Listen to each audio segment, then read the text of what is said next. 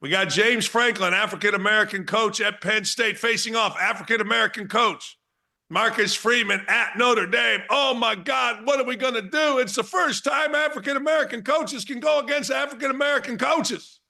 And somebody's going to get into the championship game. And I guess in 2025 now, that is still a big deal. Hey, maybe it is, and maybe I just don't understand. But I got too much respect for coaches in general, and I got too much respect for African-American coaches, and I know how far we have come with that. All you got to do is look at the sideline of an NFL or college football team, and it's about 80% African-American coaches. So the idea that this is some big deal isn't a big deal to me, but I'm a white guy. I am. Maybe I just don't understand. It wouldn't be the first time I just don't understand something, but apparently it is a big deal, as it's always going to be to the media. And Marcus Freeman was asked. He was asked about it. He was asked a race-baiting question about this, about an African-American coach being in the championship game, either he or Freeman. Here's a screenshot. A black head coach will be in the FBS championship game for the first time. Now, here at OutKick, we didn't really talk about this with my guys. They are expecting me to rip this. I am not. Because maybe it is a big deal to African Americans. It is not to me, but I am not an African American. Here is what I believe Marcus Freeman had to say about it. You and James Franklin are kind of making history here. Can you kind of just put in perspective what it means to you to be, one of two black coaches in this playoffs? Yeah, it's again, you're very grateful. It's a reminder that you are a representation for many others, and in many of our players that look the same way I do. That your color shouldn't matter, right? And that the evidence of your work should. But it takes everybody. I am so glad our guys, Nick and Nick, put that in. I did not know they were going to put that first part in. I thought they were going to go like every other slapdick in America and just show the part where he says color doesn't matter. See, that has been a false narrative across the country by every white dude that is on Twitter/X or in the media. They want to show, see what Marcus Freeman said, color shouldn't matter, but that's out of context. The context is what Marcus Freeman said. He represents a lot of people, and I'm so glad, and this is another example of why our team here at OutKick is the best. We don't just give you bullshit. We just don't throw out what every little white guy in the media that's mad about whatever does. I saw so many times, this is true, when I was looking through this and it came to my attention that Marcus Freeman had said color shouldn't matter, I thought, well, that's okay. But I didn't realize the entire scope, context of what he just said. That puts a very good spin on it. It wasn't until I saw somebody, African-American, on X say, hey, why don't you put context to it? And he showed that entire video. And Marcus Freeman is absolutely right. He's 1,000% right. Color shouldn't matter. Let's take that out of it. Of course it should. Both ways, by the way. But also, yes, Marcus Freeman and James Franklin do represent a lot of people, a lot of guys that back in the day couldn't get a job because they were black. That changed a long time ago. People think it's only changed recently. But when I was a coach at Bowling Green, my AD's like, well, you got to hire a black guy. I'm like, well, of course. That's just the way you can get mad about it, but that's just the way it goes. Now it's not even a thought. Now in coaching staffs, it's we're going to hire the right guys, and 9 out of 10 times they do. Sometimes they hire the old white assistant. Sometimes they hire the young black coach. Sometimes they hire the old black assistant. Sometimes they hire the young white coach. I'll get it out. But Marcus Freeman is 1,000% right. And again, I'm going to pat ourselves on the back, particularly Nick, and Dylan, that they were smart enough to put the entire context in. I was tied up this morning, not literally, although that is a lot of fun when Lee and well, never mind.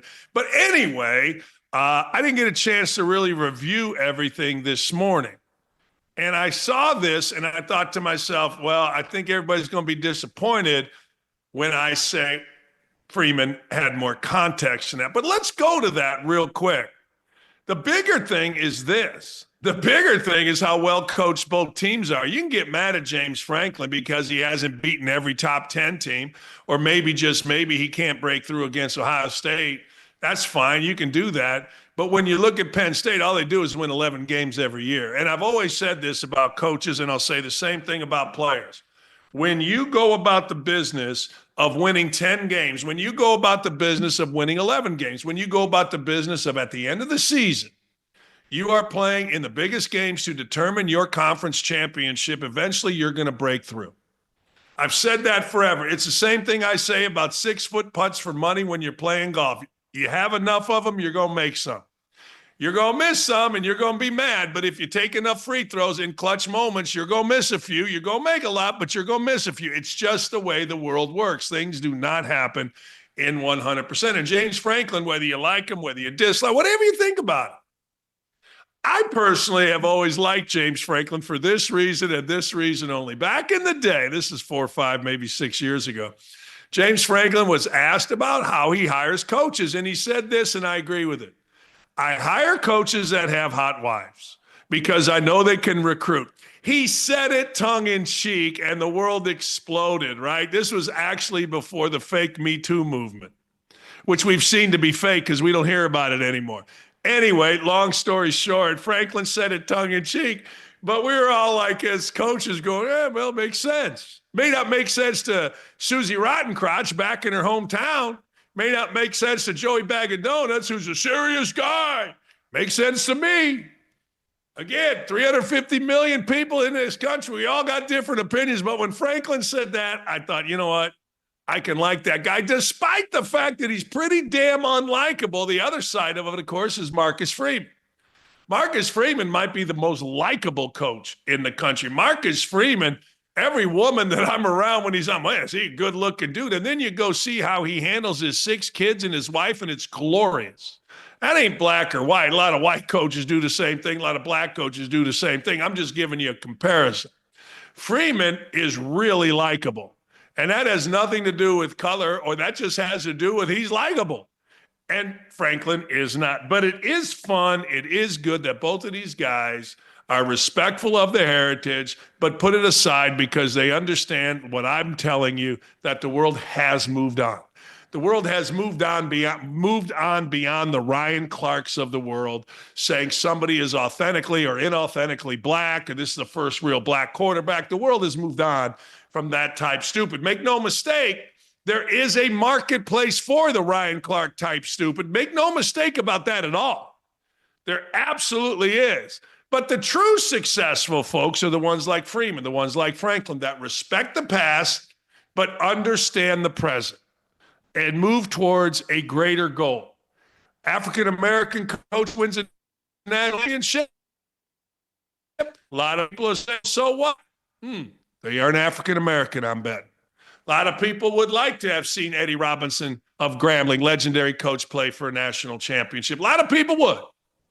Good that Marcus Freeman and Franklin get the chance. Because it always, well, just can't get, well, that's no longer true, obviously. The only place it's true is in the feeble little mind of Ryan Clark and others. This is an interesting story, and I ain't mad about it. I'm always for clever. I like clever. This seems to me to be clever. Listen to this story. The Minnesota Vikings organization, which is rocking and rolling and shaking and baking over the last 2 years, bought, listen to this, $2 million worth of tickets to last night's game in Detroit, in Ford Field, for the NFC North title. They flipped the tickets to their own fans at a big discount. The Lions found out about it and complained to the NFL, but to no avail. See, this is what I like about rich people. When rich people do fun stuff, I am down to clown. When rich people do rich people snooty stuff, yeah, suck it. Rich people saying, you know what? We got great fans. Detroit to Minneapolis, it ain't close, but it's a quick flight. So you know what we're going to do? We're going to spend a couple mil. What's a couple mil? We're making billions off the NFL and reward our fans. Awesome. Awesome. See, if I were a rich guy, I'd be the most fun dude ever. School athletic departments would be funded. Fans would get unbelievable access. It'd be unbelievable. The Vikings spent $2 million on about 1,900 tickets for seats located behind the visitor sideline, their bench at Ford Field Friday, and now are reselling the tickets to fans at a heavy discount, according to Sports Illustrated. The Lions ain't happy. And when the Lions ain't happy, ain't nobody happy. So they contacted the league office to complain. But they were told the Vikings weren't breaking any rules. Well, here's a question. How do you get 1,900? Now, those are season tickets. This was a Sunday night big game. How do you get 1,900 season ticket holders to put their tickets up? It's not like in the NFL, it's general admission. It's not like pay a seat. We open the doors at 5, run to get your seat. I sat behind the visitors' bench at Lucas Oil Stadium for about 6 years. Season tickets. I never really understood, like, what the hell? People sold a few. There was always idiots in the front row that sold to idiots from other teams that stood up, and, you know, that was a problem. But 1,900 season ticket holders in a particular area for a team that is the most exciting, most fun, with the most dynamic coach in the NFL for a championship game of your division against a longtime historic rival? That's what I would be asking were I Dan Campbell. That's what I would be asking if I were the Fords. That's what I would be asking if I were other season ticket holders. 2 questions. 1, why? And 2, how much you getting? I mean, you know, Sunday night, snowy Detroit. Who the hell wants to go out downtown? Well, most people now, because Dan Campbell has put that thing in freaking full 5th gear, man. What do you all say? All gas, no brakes? Well, that's what they got there. They got all gas, no brakes. And they ended up winning. More importantly, this is something that if I ever went back to broadcasting games, I think I would talk about. The line in the first half is what the sack man had us at yesterday. It was Lions minus 1.5 points. Next thing you know, it was 7-6 after a field goal. All right, about 30, 40 seconds left. Couple Jared Goff passers. Field goal at the end of the half. Whoops, made it 4. Everybody's a winner, including Double Schnizzle. That's right. See, you don't just win money gambling full game.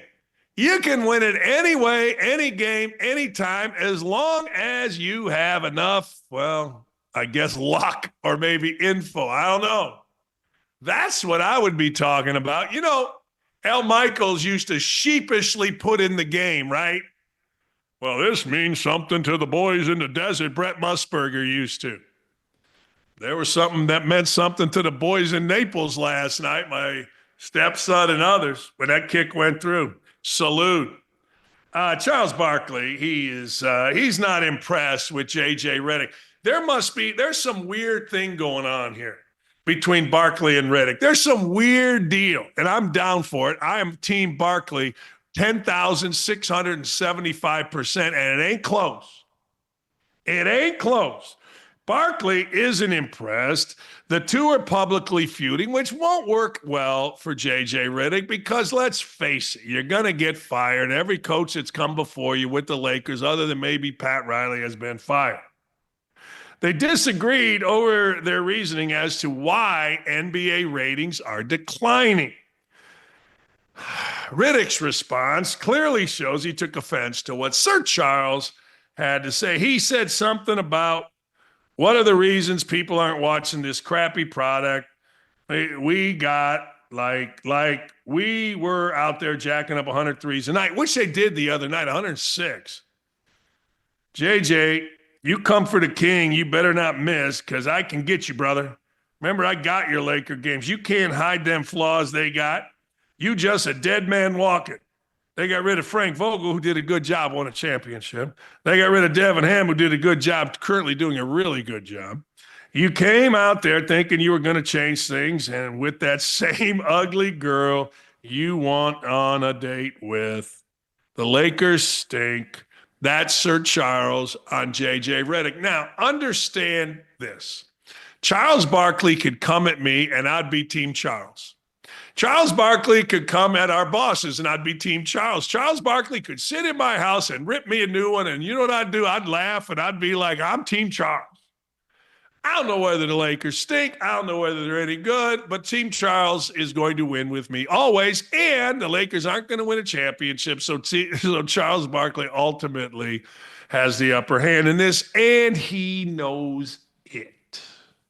Here's JJ Redick's response. Analysis of the NBA media sphere and how the game is covered. Did you hear that? I assume you did, based on your I ran a text from somebody after the game. I went to look at my phone and it says something about Charles Barkley, and I'm like, huh? But Greg and Bo showed me. I didn't make it all the way through the clip. I got to be honest with you. My resting heart rate is probably 64. I watched the clip, it was 64. Literally don't care. I have other thoughts, but don't care.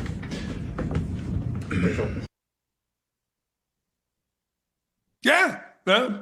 Hey, I don't blame him. What's he going to say? I really care. It really hurt my feelings. I honestly don't know if I can go on. I feel like I have been slayed. I don't know what my resting heart rate is, but I got this damn gnat that's flying around me, and I'm going to kill that sucker. Hey, Teddy Bruschi. Teddy Bruschi did what you got to do. If you're in the media, particularly if you're a white guy, now I don't know what Bruschi is, I don't know, but you got to defend Gerard Mayo. Gerard Mayo got his ass fired. Now, here's why I'm not going to defend Gerard Mayo. Gerard Mayo's opening press conference was about, I do see color. Well, if I'm a white guy, I'm like, I don't need this. I came here to play football. I don't need a coach that is openly telling, I see color because I want to see racism. That's what he said. I don't need this. If I were Drake May, I'd be like, I really don't need it. I mean, I don't care if you're black or white, but I don't need a coach that's measuring whether I'm racist every time. Talk about me with football. Talk about me with preparation. Talk to me about reading defenses. Help me win, and we're good. But I don't need this. And as soon as I saw Gerard Mayo's press conference, I'm like, he got no chance. Now, you can call it racism. You can call it whatever you want. I'm just telling you as an athlete, you don't need it. You just don't. I don't need to hear about your religious convictions. I don't need to hear about your politics. And I don't need to hear about your race. I mean, coach the game. You want to go to church with me? You want to say Hail Mary? Great. I worked for one of the biggest frauds of all time, Calvin Sampson. He used to make guys hold hands in a circle and say the Our Father. And I'd kind of peek around, everybody be laughing because they knew what we were praying for is not to get caught. Well, he was praying for it. I knew they were already caught. But anyway, long story short, he had no chance. So Teddy Bruschi, well, he ain't happy. He disagreed. I'm going to back up a second. I did this whole thing wrong, but I don't care. Teddy Bruschi, I'm sure, is still disagreeing. Teddy Bruschi disagreed with Saquon Barkley. He disagreed with the Eagles' decision to sit Saquon Barkley versus the Giants, denying him the opportunity to break Eric Dickerson's rushing record, while also comparing the Eagles' decision to the 09 Colts. Now, I must tell you about the 09 Colts. I've only been well, that's not true, but very few times in my broadcasting have I been legit, at least once, when I woke up in Bloomington, Indiana, after they hired Tom Crean over me, I guess it wasn't even over me, but I open it up, Indiana University men's basketball goes on probation. I literally shut the phones off in my studio and just bitched, whined, cussed, moaned for a good 3 hours on my radio show. The other time was when Bill Polian pulled the plug on the Colts in 2009. They had an undefeated season going. It was like second to last game. They're playing the Jets. They're up at halftime, and Polian runs Curtis Painter out there. And even my then wife, I remember looking at each other going, what in the, right? You get legitimately pissed. It's a decision. They didn't win the Super Bowl. I didn't even get to the Super Bowl. But Brewski compared that to this, and he's not wrong. He mad about the what's it called family, but he madder about this. And when you compare it to the 09 Colts, it gets my blood boiling. Here he is. Get that record. It sounds to me like you're not crazy about the decision they made. I'm not either. I'm not. I mean, this is something that I just think it would be a lock. You're going up against a New York Giants team that isn't good against the run. The last time you played them, it was 10 yards a pop, and I just think you're turning it down.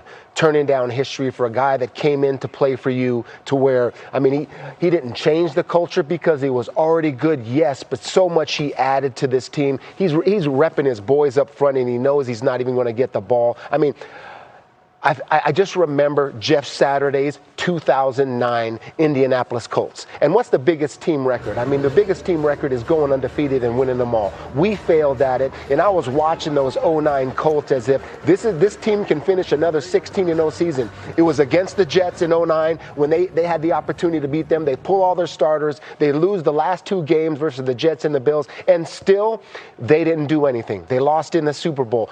All I'm saying is the Philadelphia Eagles can wind up with nothing. And that sort of upsets me. Saquon cannot get the record and say they lose in a NFC championship game. I hoped that they would go for this record. BG, your thoughts? I just hope that they would go for you guys would give Saquon that chance and get that record. Well, you know, the best part is. Well, let me ask you a question. Here would be my question. And you can't do this because, Teddy Bruschi would get mad. My question to him would be, have you talked to Saquon Barkley? Do you know that he wants to do it? Like, have you? You're sitting there ripping the Giants you're sitting there ripping the Eagles and all that. That's fine. But have you asked Saquon Barkley?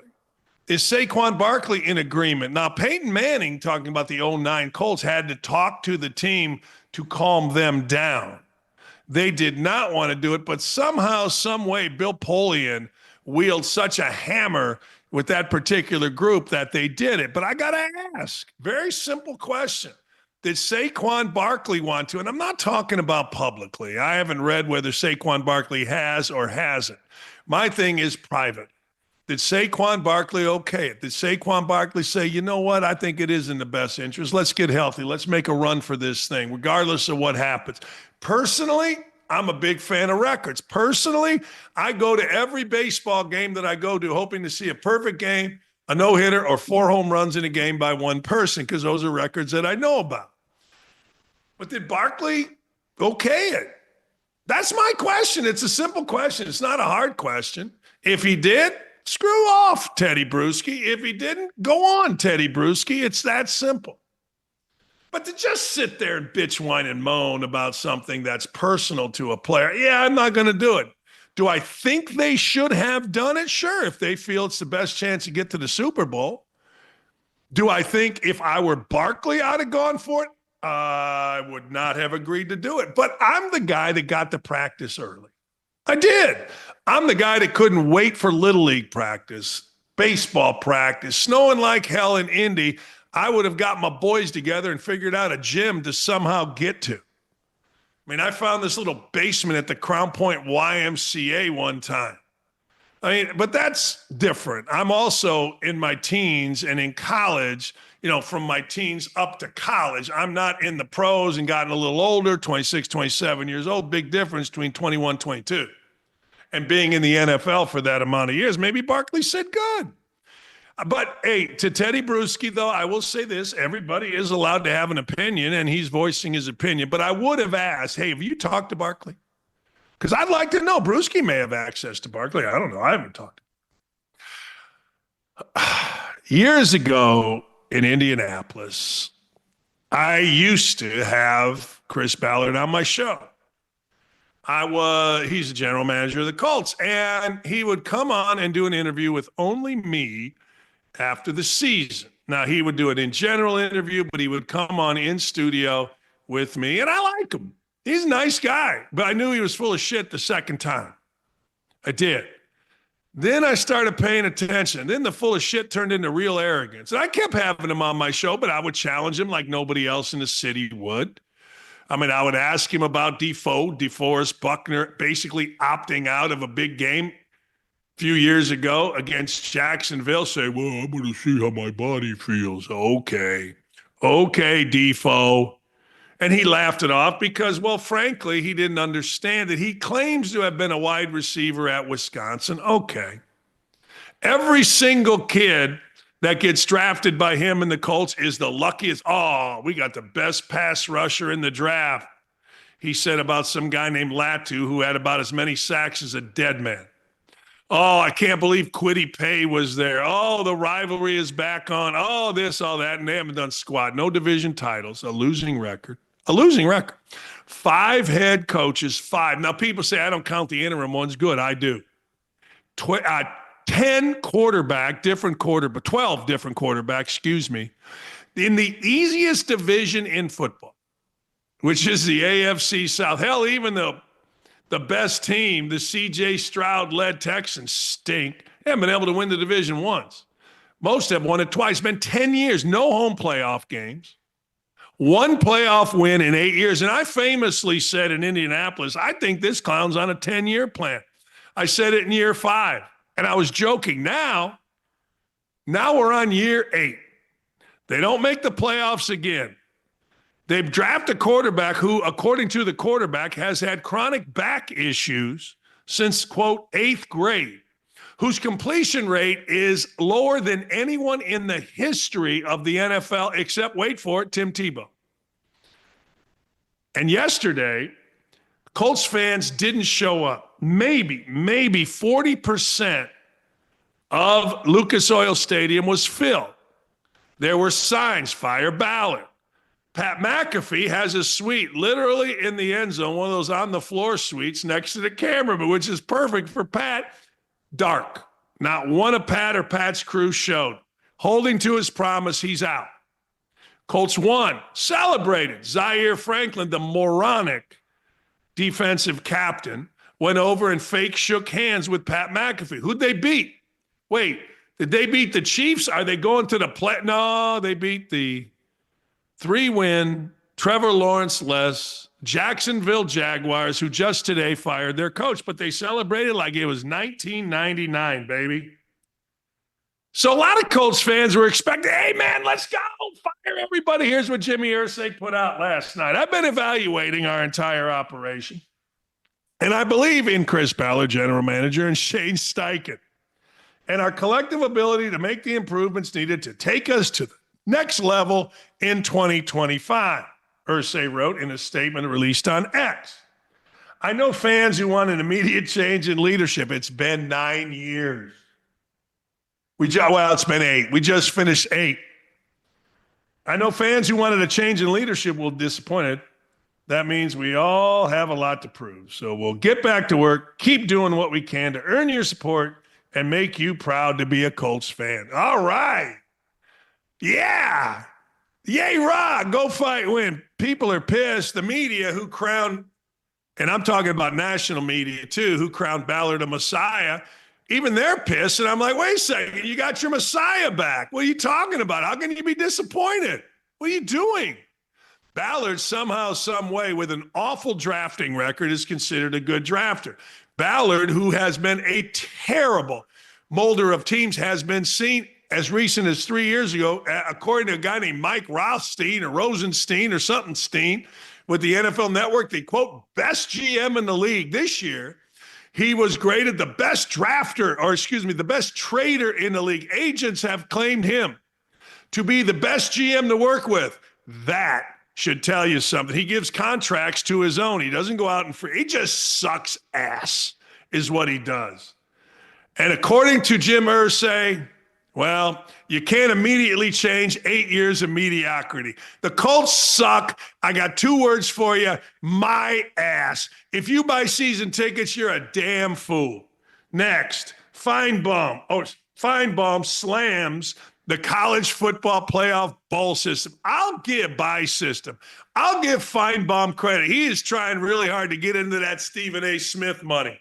Finebaum went along as the nerdy know-it-all on radio in Atlanta, and then got picked up by ESPN as just a nerdy know-it-all. Now he's become fiery. The little one, the doppelganger for ESPN's Heather Dinich has become fiery. He's fiery now. Hey, harump, harump, harump. Calling the automatic buy system is the ultimate flaw in the college football playoff. Finebaum unhappy. Oh, what are we going to do? When I keep saying this because I just think it's funny. Heather Dinich's doppelganger, Paul Finebaum, is pissed. I think you have to remember that 2 of those buy teams really had no business getting buys. And that was the ultimate flaw in the system. Arizona State and Boise State should not have been playing on the road, or should have been playing on the road the very first weekend, and we wouldn't even be having this discussion. Okay, Finebaum. Seriously, put Finebaum next to Heather Dinich and see what you think. Hey, Dylan, can you get that done? I'm telling you, they look alike. Greg Doyle doesn't think so, but I'll get into that at some point. NFL recap. First and foremost, it's Black Monday. I got to check. I'm constantly checking my phone. Has little Scotty Schefter called on anything? Has he called it? It's like election night, right? You're waiting to see the results. Brian Daboll, check. He's kept. Joe Sheen kept. I guess that's who it is in New York. Peterson out. Taylor Bulkey stays. How is that possible? How is this Trent Bulkey guy stay anywhere? Steichen cap. Ballard cap. Jimmy Irsay too tired. Cap. Let me know if there's anybody else. Doug Peterson, 3 seasons, awful. Boy, Mike Lombardi called it. Doug Peterson won a Super Bowl. And man, Mike Lombardi, who is now the general manager of the North Carolina Tar Heels under Belichick, called it perfectly. He said, this guy can't coach wild turkeys to take a shit. And by the way, wild turkeys will do it on their own. But anyway, that's what he said, and he's right. Ballard and Steichen, vote of confidence. Not only a vote of confidence, hey, we're back. The most inept group ever. Steichen, fine. You want to keep him? Whatever. But Ballard, 8 years, no division titles, no playoff games at home, 1 playoff win, losing record, worst division in football, horrible draft record. Yitzhak Pesta, my eyes are burning. Shane and Daboll, Rick Kep. Daboll needs to go back being fat. Nah, fat Brian Daboll was a little bit of an intimidating Brian Daboll. He's got to get back to where it feels like if you take a pin and puncture him, he's going to go flying all over your house. That's what it feels like. Gerard Mayo, get your racist ass out of here. He couldn't overcome us like Charlie Weiss. I remember watching Charlie Weiss's Notre Dame press conference thinking, Notre Dame's got no shot. This guy's an idiot, self-involved dumbass, and I thought the same thing about Mayo. Tyreek Hill claims he's done in Miami after, well, the skinny jeaned one, Mike McDaniel, the overrated person in professional football behind Chris Ballard. Tyreek Hill claims he's done in Miami. Well, it's always the same idiots. Haven't you noticed?